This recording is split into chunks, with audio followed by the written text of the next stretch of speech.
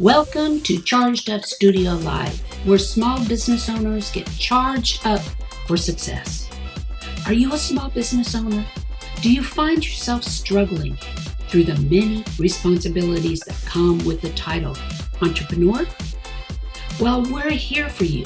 Charged Up Studio is hosted by Marketatomy LLC, your prescription for what we call OPA. What is OPA?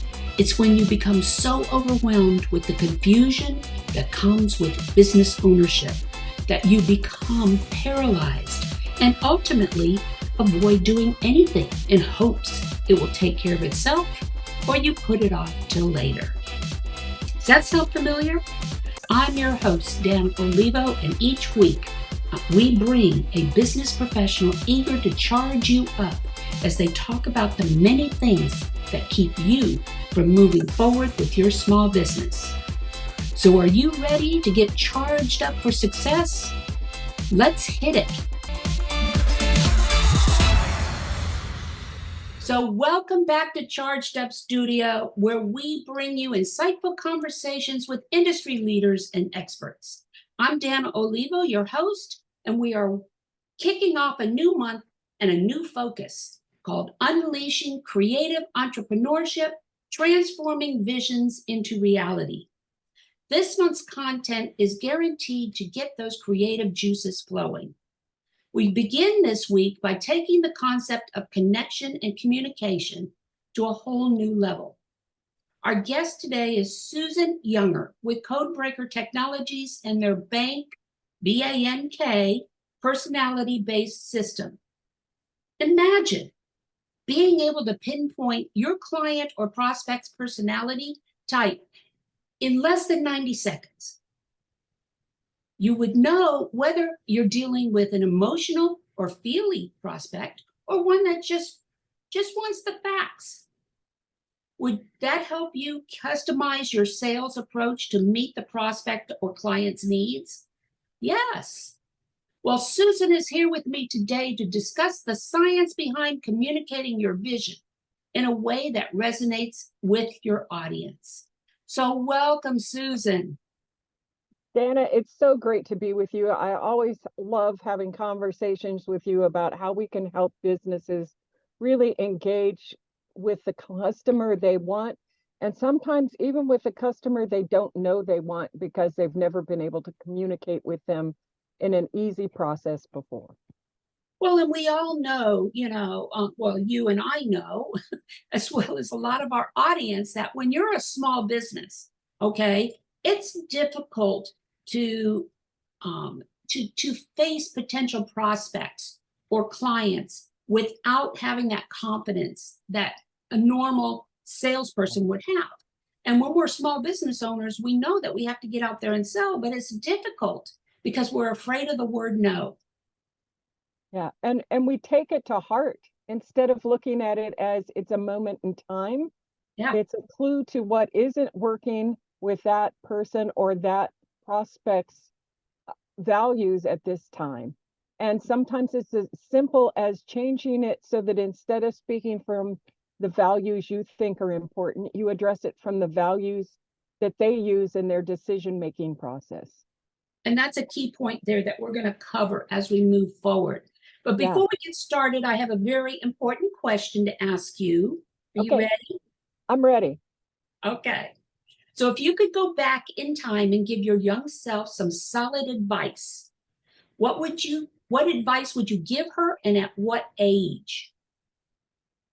I would say, because I've been talking to a lot of young either college graduates or those who are about to graduate that have fears about what is happening or might happen. And really it is to trust the process and trust the fact that sometimes you get the job or the experience that you can find that you can happily engage with instead of worrying about getting that perfect job. You learn on some of those jobs that are not perfectly aligned with where you thought you were going to go, skills that you need later in business that you never knew. It's learning the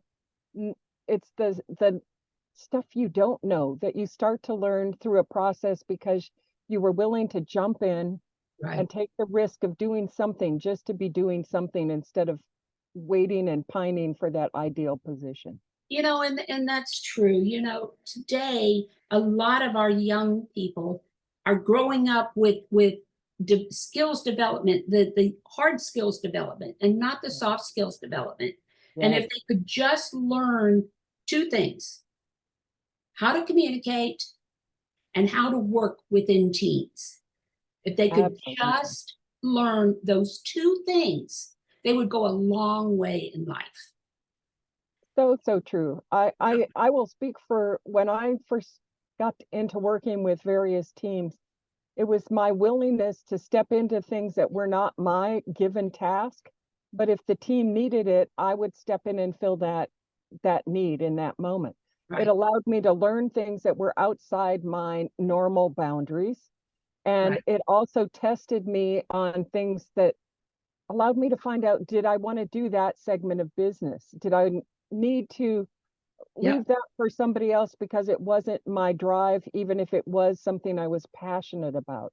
Did I yeah, have the skill set that allowed me to develop something I didn't think I could and discovered that was easier than I thought? yeah. Or you discovered, oh, I just don't like this. I'm not going to do this anymore. Mm. And that's where back in the day when they used to have cross training and stuff Yeah, like that, that's how you figured out what do you like. I mean, I started out as a journalist many years ago out of high school, and that yeah, journalism led to creative to graphic design. right. Okay, and that graphic design led to marketing, etc. And then I realized I needed to finish my degree, and I went back, and that led to entrepreneurship. So Hmm. it's a learning process as you grow up. And I was somebody who always knew I wanted to do architecture.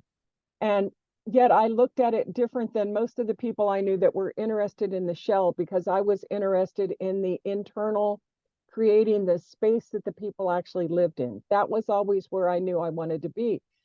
It was decades later that I started to understand how me servicing that from the direction of my heart was completely different than those guys that were creating the space because for them it was the technical doing that was important. It Yeah, wasn't so much that the outcome served a customer, it was that the outcome served their idea of what was ideal. And so I learned a lot of that just through experience of working with others who were not like me, yeah, and frequently being the only woman in the room sometimes also put me in a position where I would hear conversations that I wouldn't have had with my girlfriends, but I was in a sense one of the guys in that yeah. moment. And you start to engage with them and understand that their thought process may be different than yours, but sometimes their drive was more based and aligned with you than you would have ever thought was possible. Yeah, That it's they just a had matter of fears communication. Yeah, that they were afraid to show for fear of being seen as weak. And you started to understand that you could help them to engage in a way that they could be seen and heard without that fear. well, Uh, and that's exactly it. I spent 30 years in the architectural engineering and construction yeah, market. So yeah, I was in that male dominated environment and had to learn to communicate in their natural, way of communicating. right. But what what I consistently tried to help them understand is the fact that, people buy through emotion. Absolutely. They buy through emotion. And yes, you've got this technical skill as far as design and things like that. But we're going in the architectural side, we're going in and we're designing based on what the client wants, but we're not taking into consideration who our real client is, who is the contractor. Yeah, Okay. So we're designing something. It's like going back to the printing industry, and you're trying to print this beautiful brochure and you've got all these spot colors and everything. What people didn't realize is you can make just about any color out of the four basic colors, yeah, CMYK. And the more spot colors you put in, the more expensive it got. And this is what you have to understand. You have to understand the basics that go in behind it. And bringing together the people who have those skills. What I loved about my early career was I was first with a small architectural firm. So you sat with the three principals all day long. And as they talked about what was good in business, what was bad in business, what technically needed to be figured out that they hadn't quite figured out on their own, collectively, those discussions gave me a lot of insight into team building. And then as I moved into a larger design firm and eventually at the level of director of store planning, to get paired up with a construction manager who was very old school and, talked with his hands and told everybody, you got to go through me to ask Susan questions because we have to follow a process in order to technically make sure that all the T's are crossed, the I's are dotted. And these guys started to understand they could ask me a question as long as they let Tony know they were asking me a question. It wasn't that Tony didn't want me to be part of the discussion. He just needed to know he wasn't being left out of the discussion because it was his responsibility as much as mine to make sure that those all those components came together. And it really became a fun way to understand that as much as I was serving the department store who we worked for, the team that we put together, half of them were outside resources that had nothing to do with the department store. I had to make their business work for them as much as our business worked for us. And I think that really helped when I became an entrepreneur to understand that I was never going to have all the answers. I was going to have to count on others to help me figure out what I was missing and know when to ask somebody else to step in and take on an aspect, or at least give me advice and counsel that I could not have on my own. Yeah, no, exactly. So let's move on to our subject at hand here, okay?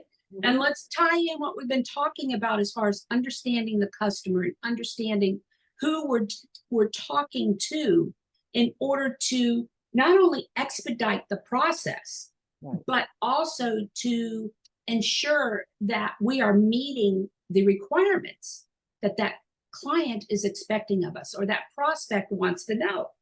So the first question I have for you basically is I'd just like you to give us a brief history of Codebreaker Technology and how the B.A.N.K system came into play.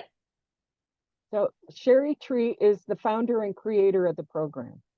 And when she was in sales, she realized she had done all these various personality profiles that told her about who she was. But nothing told her who her customer was that she was engaged with and how they made a decision. Even if she could get them to take assessments, they took so long that it was like, you don't sit down with somebody in a sales conversation and say, excuse me, will you take this 30-minute assessment and let me send it off? So she's like, I got to come up with my own idea. So she reverse engineered what we call B.A.N.K, B-A.N.K, the methodology that in 2016 was scientifically validated to say it takes and assesses the value base of the buy-in of any customer. I don't call it a sales tool per se, because really when you start to think about it, your value base sales is any conversation, any attempt to influence. So you might be influencing in a meeting somebody to understand the values of a program. And in that you speak from what we say are all four languages.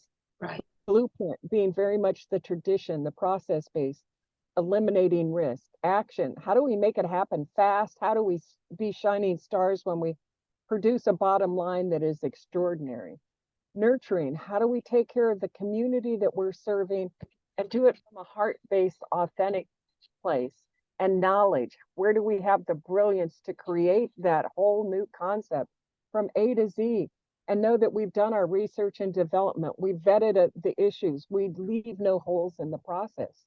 When you start to understand as a business, you may speak from one of those more strongly. And you see behind my name, if you're watching this on Zoom, that mine leads with the nurturing side and the action, and I put the knowledge behind it. A lot of people figured if I was drawing a blueprint, I must be very process driven and plan driven. They didn't understand that I did it to serve a community, to serve a product and process before I worried about the details. Right. I was willing to take the risk, and I was willing to put the research and knowledge into understanding what it took. And then I'd worry about the process and the plan to get there. Well, yeah, and you don't have to, in the sales process, in the sales portion of your interaction, you don't have to worry about the process so much. Your number one concern is connection. And nurturing and action are the two personalities that automatically look at that emotion first. Right. Knowledge and blueprint look at the risk and the totality of the all the information. They're really learning, and they can look at a problem and go, I can figure out how to do that. And they figured that as being caring about people, they solved that problem. They created that solution. It is less about them. And when you can get both of those, the emotional side and the knowledge side, to understand each other better, all of a sudden you have a respectful team, you have a sale of a product, you have an idea bought off on. And all those meetings where you've sat and watched people argue about something that you're going, I think they're missing the point that their concepts are really close together, but one's looking at it from the emotional contribution and the other's looking at it from the detailed aspects. Right. And so they can't hear the other person because they can't see those different value points. And that's what I love. This helps to unlock those value points and make it easier for you to go, oh, wait a minute. They're looking at it from a different perspective than me. I can switch my perspective to connect with them faster than I can ask them to switch to mine. Yeah. And it's true, if you've got a type A personality, or say an engineer or something like that, and you're trying to communicate them in an emotional or yellow, what is that? Nurturing, they're not going to buy into that. Okay. They're going to tune out immediately. And what's funny is you say action personality, and to me that action is an emotional one from our standpoint. But some people think of A as a more of that driver, do it my way, which to me is more the blueprint. I've vetted this as my process works, my plan works, don't deviate. I know this is how we need to do it. They're in no way looking at the emotion of how somebody else engages their brain. Yeah, no, that's true. That's true. I started with the bank system, with the cards, the four different colored cards. And what I found? Yeah, exactly. And so what I found is every time I went in and spoke with a prospect or a client, I would have those cards and I would pull them out. And it would immediately start building that rapport that we could, and it opened their eyes to certain things. So fast. So fast. Yeah, it's really, and it's like 90 seconds, and you get to know that person, while you're doing this, on top of just making it fun, Well, and now with the artificial intelligence that's been created based on this system, and that was launched in 2019, and Sherry was actually asked to speak at the UN's AI for Good because of the emotional intelligence that this program holds. It is not just the pure data, it also brings in that EQ side of things. What's great is with the AI link that we have for LinkedIn, it's a Chrome extension.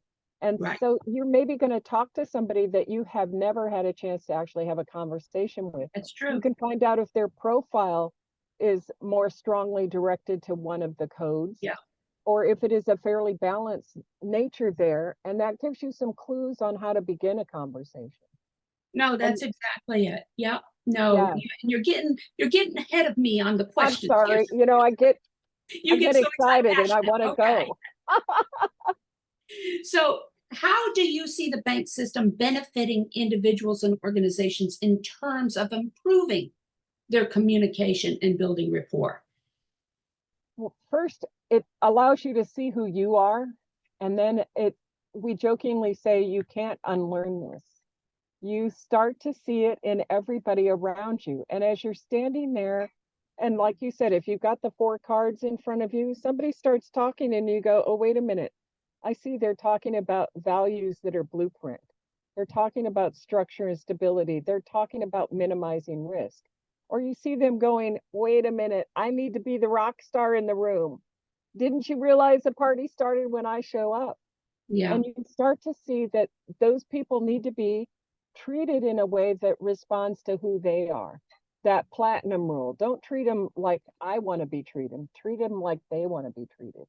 Well, it's And a lot that like, makes any business yeah, conversation, any interaction in a team, much more of a balanced base that you can move forward faster. right. And it's a lot like the book, The 5 Love Languages. When you think about it, for any of our listeners who has read that book, in a relationship, we come at this relationship a lot of times in the way that we feel as though would make the other person happy. And Yeah. that's not the case. Okay. And so Yeah. many times we get caught up in our assumptions, Yes. and that's what we're trying to avoid here, is making assumptions on who we're talking to. And like you said, I love what you said about, the fact that you can unlearn it. And once you get so ingrained in it, you immediately start recognizing it in people. The other thing I love is the company does a great job of expanding the learning all the time. We've started producing these products they call a bank box. And with those internally on our vault system, you actually get a new packet of information headed to a specific direction.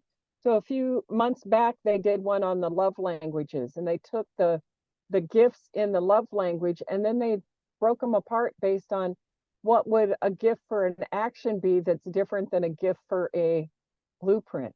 And you start to go, oh, wait a minute, not all the gifts are the same. If somebody is focused on learning and you give them a ticket to go to an adventure park, they're looking at you like, I don't do that stuff. I'd rather be given a ticket to a conference I want to attend, or a great book I want to read, or a training in a seminar I want to go to, where somebody else might go, oh, cool, discount tickets to this thing that I wouldn't have bought for myself, but an event or something that was a more traditional endeavor. Or just time with you because they want to get to know you as a nurturing, and you put them together in some sort of a gathering and party. You start to go, oh, wait a minute, I need to look at this again from their point of view, not mine. Well, and that's where you could use B.A.N.K along with the 5 Love Languages Yeah. to, really hone in. I love that. I love to see the research on that. It's very fun. And I and bet. and then another one about how you network, or even how you lead in business and how you manage people. How do you like to be managed versus how do you manage? And when you start to understand each of those from the personality type, you really start to go, oh, no wonder so and so was upset when I told them this in this manner. I wasn't addressing what's important to them. Yeah. And it's simple language, it's not complicated. And that is the other piece that I just adore about it. Yes. No, definitely. Definitely. So, what role does understanding personality types play in effective communication? Now, we've been talking about this along the way, okay? But when we start getting into a teaming environment internally, okay, to the organization, how does the B.A.N.K system help you contribute to this understanding? Sometimes you look at it and you can hear people say, well, I just want people around me that are like me. And what they are missing is the fact that sometimes they need that outside uh, perspective. They need somebody who can challenge them, but challenge them in a way that makes them feel that they are respecting who they are. And that's where I see it helps you to create that respect when you're sharing information or knowledge that may not land right the first time. You know, you're Mhm. bringing up that there's a problem on something that somebody has really thought they've already completely thought through the whole process of how you're going to deliver something. And you Right. point out something to them, you could really irritate them because you're calling them wrong. However, if you present it more as a have you thought about and give them an option to explore something, that for, let's say, the knowledge side is great. You start Right. to understand how to frame up what you present in a way that allows them to feel you're respecting their different viewpoint Hmm. and a way to bring together the solutions that will help you to work together. It also means that when you're sitting in a team meeting, somebody who maybe normally would just run with it because that's what their typical style is, they start to understand, wait a minute, I have to step into the other part of myself. If I was the blueprint sitting in the corner talking about and thinking about the risk that we're facing, how did I present it so that they feel that they can speak up and their different point of view can be heard and respected? It really starts to create that level of equanimity in the understanding that each personality has a powerful superpower in a sense that they can contribute instead of looking at it as they're not like me, they don't get me. Right. Right. No, and that brings up an interesting story for me. Back when I worked within the architectural engineering construction market, towards the end, in the contracting side, the construction side, um, I was in a position that we were heavily into the recession that was going on back in Mhm. 2006 to 2000, what, 14, whatever. And we were heavily into that We had recession. several of them. We've had a few. Yeah. So, but anyway, this is the one that really hit the construction market heavy, the design and construction, because the banks had no money to lend Right. everything. Okay. And the government was pulling back. But what happened was I was in a position and I was overloaded because I had I'd seen this coming down the road, instead Right. of responding to, a proposal, maybe two or three proposals a month, all right, all of a sudden I'm having to respond to 20 something a month. Yeah. And and I kept telling them, guys, I'm not going to take responsibility for mistakes when I'm having to push these things out so far. And all they did was they added somebody else to do oversight on it, that type deal. And that didn't work because mistakes were still getting through. And I was talking to my husband and I said, look, I said, I'm putting in 60 hours a week here, Yeah. 60, 70 hours a week on this stuff to stay on top of it. And I says, they're just not hearing me. And he says, that's because you're not speaking their language. He says, Exactly. you need to put together a full PowerPoint presentation showing the number of hours that you're putting in, what's happening, all this other stuff. And I did that and went back in and they received it positively. But then they went ahead and got rid of my assistant. It's amazing because sometimes they look at the information that you are so sure you have presented to Yeah, them with all that they need, and instead, because they're coming at it from a different perspective, they miss that point. It's also why it's important to have a team that really has enough of all the different personalities in it right, to be and to be safe in talking about those different perspectives so that when a decision is made, sometimes something is going to get pushed aside because for whatever reasons something else has to be the governing factor, right. and it's not always the one we hope it is. However, Yeah, we need to be able to understand why it is in that moment and right, being able to explain it to a group that it minimized risk, but it helped us get to a long-term down point. We are still together as a community and we researched everything we could can hmm, sometimes then make everybody feel like, oh, my point of view got addressed. May not be the result I want, but at least my point of view got addressed. And it's okay for me to point out what those problems are along the way so right, that we can avoid having that happen in the next right. thing. I know coming out of what had been a downturn between like 08, 9, and 10. It was late 2012. Somebody reached out to me and asked me if I would come in and consult with them because they had a large team that was taking on a rollout. And what had I done back in the 90s? I had done all the rollouts of Macy's private labels. I had done private label shops in Bloomingdale's. So they knew I had that expertise for doing multiple projects, 500 projects over a year, all needing to be put in 50 to 60 locations across the country. So they knew I had that kind of a mindset to be able to address that. They had a team, and the leaders of it really had never had to address anything on that scale and that much of a fractured piece that was ramping up very quickly, still had lots of changes coming in. And I came in and I brought in another friend that I knew had similar experience as I did so that she and I could team together to help this group get things done, because I knew I didn't have the bandwidth to do it all myself. Right. What was great is the company was within a matter of weeks going, I can't believe the difference it's made for that team to have you two doing this. And I said, well, one, they see we do not take every change that is thrown at us as the sky is falling. And if you have no experience, that's sometimes the only way you can look at it. We could look at it and go, okay, well, that aspect changed. Who's going to look at this part? Who can, I could ask somebody who was really technically driven to go find the research on it. I could ask somebody else to lay out the checklist for us. You could segment your team to maximize what their skills were with their process for doing things. And it's so simplified how we could make it happen. It didn't mean you got rid of the problems, but you were able to address them without adding that friction of chaos to it. There was enough chaos coming at us. We didn't need to create our own. Well, you get those answers that are needed to be able to make those critical decisions. Yeah.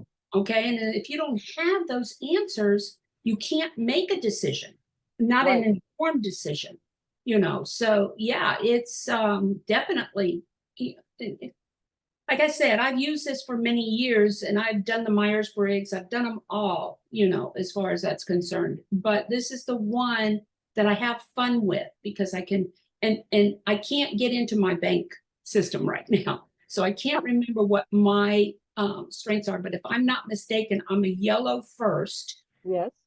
Okay. And then I am a red. I think so. I gotta apologize. I didn't look you up at the moment, but I can quickly get in here and do that. But I think I am yellow, then red, then blue, then green. Yes, I think you and I have the same first two. But part of the reason that you are so great at helping businesses to put strategy together is that risk piece. You help them to avoid that because that is your stress code, your third one. Right. Whereas for me, I'm like running with scissors and searching out the information, and I'll get to the process later. Yeah. I don't like being caught behind the 8 ball. And I know that as a small business owner, if you don't have a plan in place, when those hurdles come at you, that's how you end up running around with the scissors, and as I say, you're suffering OPA, overwhelm, paralysis, and avoidance. Yeah. And we want to be able to avoid that because that stress is not healthy. No, it's not healthy. It's not healthy. So, definitely. And I like working with these early stage business owners. And here's what's funny. As much as you and I know you are high action, when you cracked your code, you actually put action last. You put when I originally did knowledge, blueprint, and action last. Because I always, as a strategist, I thought that was my strength, but that was a fill-in to what I do easier. And I'm sure if I did your code on the 20 questions, you're probably closely divergent. You can flip between the 4 of them real easy. I think 2 of them were right on even. Almost identical. Whereas for me, that 4th one, it's like I took that card and threw it away because I can make sure the other 3 are so finely developed before I worry about some of this stuff on that last one. And Well, it's not that I don't, it's like yeah, I understand and respect it because of what I had to do when I was in a corporate environment. I had to meet budget, I exactly. had to meet timeline, and I'm good at doing it when I understand the reason why. And for me, the reason was serving the community and the project that I was doing and having fun doing it. You Yes. know, I was really blessed to at a very early age be thrown into a position of I before I was 30 I was handed the job of being the director of store planning for a department store, and by the time I'm 31 I'm opening two $20 million stores on the same day. Yeah. That's one of Yeah. those things that doesn't really happen. And what's weird about it is I also am somebody who, when I got out of college, the recession was going on in the 70s and I couldn't get a job in the industry I wanted in interior architecture, and I had to go back and ask somebody if they would hire me again for a job that they had offered me and I had turned down and knew they Yeah. had hired somebody else. But That's you because they start, knew you. they knew me and I had been a credible resource for them. And I ended up working for them for 3 years before this other opportunity showed Yeah. up. Yeah. But I think Yeah. that's why your first question made me say, you really want to take take those things that show up for you. That may not be what you thought you wanted, but man, you learn a lot along the way. Yes. And those Yes. skills you learn will serve you well. And that's exactly it. That's exactly it. And one of the things I did get out of everything that I've done with bank is the fact, like we were just discussing, as far as mine, in my mind, I see myself as this blueprint because I'm very strategic, and this knowledge because I have all kinds of knowledge, but ultimately my high points, what I get the most satisfaction out of, is Mhm. the yellow and the red.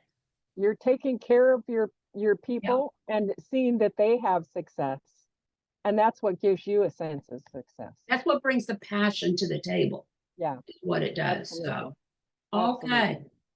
Um, Next, are Yes. there any limitations or challenges associated with using the bank system? And how would you overcome them? To me, it is the fact that somebody will say you're nurturing first or whatever, and they put you in a box. Here's the Yeah. thing. We talk about the fact that we dance with our code. We may know that by nature we have an order, but just like you and I were talking, your action shows up forward a lot of times, way more so than what somebody would think if they just looked at your code. Yeah. What you really have to talk about the fact of how do they use it? How do they understand it? Are they willing to motivate themselves to use that portion of their code, even if it isn't their strongest? And that becomes a powerful part of working with it effectively. Yeah. Some people get that first code and then they, you know, pound it as if that is all there is to somebody. Right. The other aspects are so powerful, and Right. how they can negotiate through them becomes the big factor. Plus, to me, I never look at it as this replaces the other assessments or other tools we have in life. People's personal experience is always going to affect how they look at this. So I jokingly say, and not really jokingly, but I always say it is a four code system that has 24 combinations on an infinite spectrum. Because really, each one of us is going to take what is our code and layer it with what we've experienced, layer it with what we've been educated to do, and layered with what some of our dreams and hopes are and how it all comes together. So Right. it for me becomes that asset that if somebody's using, be it strength finders, Myers-Briggs, DISC, those things aren't something you throw out because you've been introduced to No. bank. What you do is you layer the bank system in, and it's like it unlocks the key to make it work faster and better because Right. it's that decision process of how they use those tools. And I'll give you a quick example. If you look at me in Strength Finders, Hmm. I'm learner first. So you would think I must be knowledge based. But what Right. it's talking about is I learn in order to serve my community. when you see it through the bank process. Right. In somebody did a DISC assessment of me, and they said, well, you're this right here in the middle. Your strengths are almost more to the detail and steady, and yet you're also a people person. So they don't see me as having much drive, but they don't understand that I can be pretty pushy when when I know that it's serving a community, and that I've got the information behind me. And in Myers-Briggs, I'm an introvert first. And people are like, you're introverted, you're out there marketing, you're out there networking, you stand on stage. And I'm like, I'd rather stand on stage and speak to thousands about something I know a lot about than have to walk in and say hi in a environment where I know no one. Yeah. I'm great on one-to-one when I get to know Me too. each person. But just walking up to strangers to start a random conversation, not my thing. Yeah. And so part of what becomes obvious to me from the bank is that I don't like to have to be showy, but I do like to be in community. Yeah. And when you start to understand those aspects to wrap around all the others, it's like, oh, no wonder this is who I am. Well, and then the other thing is I know you have a test now that you take to find out what your bank code is, and stuff like that. But when I 20 originally, questions still only takes 5 minutes. yeah. But what I remember when I first started going through this, the reason why action probably came in last, and stuff like that, is because as a strategist, I don't like implementing anything. And to me, action represented implementation. Okay. I'm more of a mind, what do you call those Knowledge. people? Yeah. Yeah. Can't remember the name now. But anyway, I'm one that likes to come up with the big ideas and Yeah. and use those ideas to start putting a plan together. Yeah. The knowledge. Okay. But still, the knowledge is still one of my last two. All right. So it's the way that we interpret when it's knowledge or when it's action in our mind. What do we interpret? And it's got the little descriptions on the back that helps you, considerably. Yeah. But And when yeah, we give everybody a 22-page report about them, and then as a subscriber get a report that says this is the best way to communicate with them in respect of those values in that order, it really starts to have you look at it and go, oh, now I see why right, I like this from somebody, I don't like this from somebody. And right, before I was talking with you, I had a conversation with somebody who had cracked her code a long time ago. She's now starting a new business, and she was telling me what she thought would work about something and why it needed to be some direction. And I said, all right, let's think about it. Your first code is action. Wasn't everything there about how you liked it? And she just started cracking up. And I said, not everybody likes what you like. And she goes, yeah, oh, you just caught me again. And it was as simple as being able to point out to her, it wasn't that she was wrong. It was that she was in her perspective in that moment. yeah, exactly, exactly. That's true. So you touched on this in the beginning, and you kind of got away from me on my questions. But how can you talk a little bit about how Codebreaker has taken advantage of the newest AI technology and added value to the bank personality system? It is amazing because I, like you, started when it was just the cards, and I got a recording that was 7 hours of Sherry talking about what each of the codes were and how to use them. And then you Right. had to go to live training, and that was frequently months apart. Then they got it all set up online so that there's online courses we could do and use while still being able to use that as backup to live trainings. In 2019, the AI came out. And what it allowed us to do at that point is to put in a written script, or even I could sit with somebody in a conference room, put the AI up and say, just tell me a little bit about your business. I could record that and it would crack the code of how they describe their business to me. Wow. Wow, what fun that was. That was all Wow. the fall of 2019. So we were really excited to have that opportunity, but it gave you the first code. It didn't give you the whole code. Right. And then they started, so I could take somebody's website and plug it in. I could take an email and plug it in. So you could see at times when they were speaking from a different code because of a stress, or because the product was more knowledge-based maybe, or the product was really about solving a problem. And so it maybe was like, get this done fast, but the person wasn't that way. You Right. then had the opportunity to use those tools differently.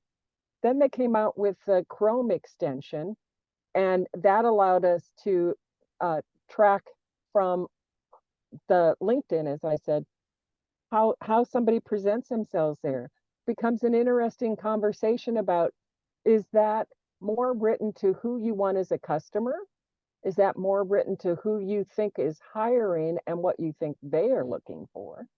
Because a lot of times people first got on LinkedIn looking for a job. So they may have written it about themselves, not from who they are here or here, but who they thought Skills somebody based. wanted them to be. Yeah, skills based. More skills based. Yes. Yes. And in other cases, it's a perfect match to them. And I've got one guy who's action, but his profile speaks more blueprint, because he knew the customer he was speaking to was looking to minimize risk, and how his services help them to do that. Wow. And I'm like, great, you've done, you know who your customer is, and you know what they're looking for. And that helped him to do that. Right. Now we'll tell you if you've matched the top two, because although it's not necessarily tracking and saving your stuff, what it's doing is looking for the keys that relate to that. So we are up to cracking two codes, and we have the ability to then hit another button, plug in a response, and see if we match what was written in terms of a code. And I love when I get to sample it and show somebody a simple word can show up as a code. And you Right. start to understand when you're writing in a response to somebody, that you can change one word and help them to feel seen and heard in a way that another word didn't do. Right. I had a client who was working with teams in the Goldman Sachs 10,000 Ks small business program, and a pair were supposed to have teamed up together. She was a blueprint, her partner was an action, and instead of her reaching out to the action person to say what she needed, she came to the gal that was managing the program and expecting her to tell this other person they were wrong. And the person leading the program was a knowledge, and she says, I just want to say, get over it and do your thing. And I said, yes, but you're speaking to her blueprint. And she goes, yes, you're right, I need to rewrite this. Yes. And Yes. talk about the fact that for her to minimize her risk, she was going to have to speak to the fact that the other person was likely going to fly by the seat of their pants. And she recognized they wanted more freedom than she was willing to give, but how could they address her needs? And she Well, was like, thank you. But yeah. my initial response would have had them all three pissed, had us Yeah. all pissed at each other. Yeah, no, and nowadays with what's happening with the economy and business and stuff like that, and we're dealing internationally to get things done quite a bit. Yeah. And basically, I was having a conversation with one of my clients yesterday, and she was very upset because she couldn't get her virtual people to understand what she wants, no matter how much she explained it to them and stuff like that. And she says, I just want them to be able to think and think about, what do I need based on the information I'm given. And I told her, I said, look, I said, first you need to understand these people are not paid to think. Right. They're paid to do. They're your doers. You got to go in with exactly what you want, and they are going to sit there and they're going to checklist, and they're going to make sure they're giving you what you want. But if you're looking at them to think and to rationalize why things are being done this way, you're not going to get that. And we as business owners need to understand, if we're going to be dealing internationally with virtual assistants and things like that, we've got to understand their limitations. Otherwise, that's why we're getting the better prices offshore. Right. And it's not even sometimes their limitation, but their training of what is expected. Yeah, exactly. And that they have never been given permission to think. Yeah. And they have only been put down or pushed aside because they stepped outside the boundaries. Right. So sometimes it is less about that individual's parameters, and it may be culturally or business wise what they have experienced in the past. And a lot of really aggressive business owners are looking at the fact that they can think, why can't everybody else? Yeah. Yeah. And I got to tell exactly you, for me, yeah. When I was even in the department stores and such, people would say, how come you can talk to these people? And I'm like, I don't know. I've always intuitively been able to figure this out. Maybe not rapidly, but in some way. Yeah. And I said, and I can't explain to you what process I use. I just could. Yeah. And then I was introduced to B.A.N.K, and it was like, oh, somebody has unlocked my brain. Now I have words to do what I was doing. What was more natural for me was so unnatural for them. Exactly. And that's really why this tool has been right. such a beautiful thing. Right. That's exactly it. Well, it's amazing is what it is. So we're coming up on the end of another Charged Up Studio episode. Thank you, Susan, for joining us today and shedding light on the magic by narrowing in on the action triggers with clients and prospects. It's been a pleasure having you on the show. I always enjoy my conversations with you and always know we could talk for hours about this and other business aspects of how things can really be set afire to make them wonderful. No, definitely. And for my audience, just so that you know, I am going to be bringing in the bank code system into marketatomy as an offering to my clients. So if you're looking at wanting to participate in bank code, reach out to me at marketatomy.com. And Susan, how can our audience members find out more about the bank system and Codebreaker? The best is to reach out to you or reach out to me at susan@skyounger.com. And I'll be happy to answer questions and include you. Please just let me know that you're coming to me through Dana Olivio and any of the programs that she is working on with you, because I really want to make sure that when we talk about it in relation to how she is helping you to achieve the goals you are setting forth. So, but I'm happy to consult with you on any of those. Absolutely. And will they be able to go through a self-assessment during that? Yes. Okay, great. So they'll be able to find out what their code is. Yep. Okay. We'll get their code assessed and we'll be able to talk with them about what their specific profile is, how you see it from your standpoint, how they see it from theirs, and if they're interested in exploring it, how they can do so the same. Excellent. Yeah. And how can our listeners reach you? You said you gave your website, but how about LinkedIn? LinkedIn, Susan K. Younger. And I have the business page for Susan K. Younger, Relationship Architect, and just me at Susan K. Younger. Excellent. That little initial is an easy way for people to set me apart from any other Susans. Susan Younger. Yeah. All right. So that concludes our podcast for today. Please leave a review on any of the streaming platforms that you're listening to us on, or go to our Charged Up Studio Facebook page and leave a review there. Charged Up Studio is the product of Marketatomy and Marketatomy Academy, the e-learning system designed specifically for the micro business owner. For more information and to register for some of our many courses offered, go to Marketatomy, marketatomy.academy. That's marketatomy.academy. And until next week, go out and have a charged up week. We'll talk to you next week. You've been listening to Charged Up Studio Live, the podcast with you, the small business owner, in mind, with your host, Dana Olivo. Join us every Tuesday as we bring you valuable tips and insights into many of the topics you don't know about.